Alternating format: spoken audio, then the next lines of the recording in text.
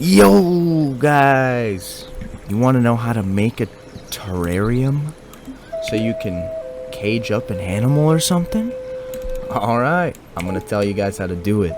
So, the only required crafting station for today is gonna be the good old furnace, right? Just gonna place that down, and the material we're gonna need is sand. So go to the desert or an oasis or whatever, get yourself some of this stuff. So all you guys are gonna do, open the crafting window, find the glass. Okay, we're gonna need 18 of these, or 16 I believe, I don't know, somewhere in there. You guys get the point. So now we're gonna open the crafting window again with the 18 glass. Boom, there it is, the terrarium. Craft that. So you could just leave it empty as is and wait till you find something else, or I've got a bunny here, for example.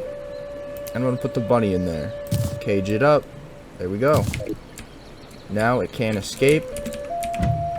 And here it is in the cage. Just going to place it there for example. So guys, that's the terrarium. That's how to make it. That's what it's for. Thanks for watching.